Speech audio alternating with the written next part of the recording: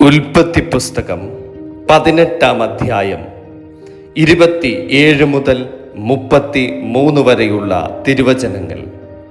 പൊടിയും വെണ്ണീറുമായ ഞാൻ കർത്താവിനോട് സംസാരിപ്പാൻ തുനിഞ്ഞുവല്ലോ. 50 നീതിമാന്മാരിൽ പക്ഷേ 5 പേർ കുറഞ്ഞു പോയെങ്കിലോ, 5 പേർ കുറഞ്ഞതുകൊണ്ട് നീ ആ പട്ടണം മുഴുവൻ നശിപ്പിക്കുമോ എന്ന് അബ്രഹാം പറഞ്ഞതിന് 45 പേരെ ഞാൻ അവിടെ കണ്ടാൽ അതിനെ നശിപ്പിക്കുകയില്ല എന്ന് അവൻ അരുളി ചെയ്തു. അവൻ പിന്നെയും അവനോട് സംസാരിച്ചു.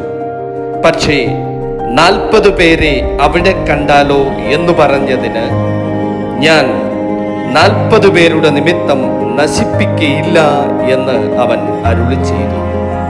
അതിന് അവൻ, ഞാൻ പിന്നെയും സംസാരിക്കുന്നു, കർത്താവ് കോപിക്കരുതേ, പക്ഷേ 30 പേരെ അവിടെ കണ്ടാലോ എന്ന് പറഞ്ഞു.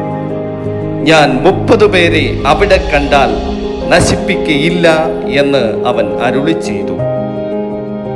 ഞാൻ കർത്താവിനോട് സംസാരിപ്പാൻ തുനിഞ്ഞുവല്ലോ, പക്ഷേ 20 പേരെ അവിടെ കണ്ടാലോ എന്ന് അവൻ പറഞ്ഞതിന് ഞാൻ 20 പേരുടെ നിമിത്തം നശിപ്പിക്കുകയില്ല എന്ന് അവൻ അരുളി ചെയ്തു.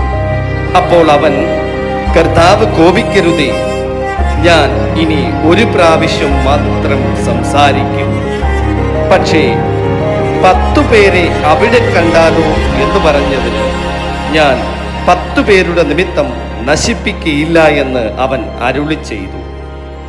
യഹോവ അബ്രഹാമിനോട് അരുളി ചെയ്ത് തീർന്ന ശേഷം അവിടെ നിന്ന് പോയി അബ്രാമും തൻ്റെ സ്ഥലത്തേക്ക് മടങ്ങിപ്പോയി.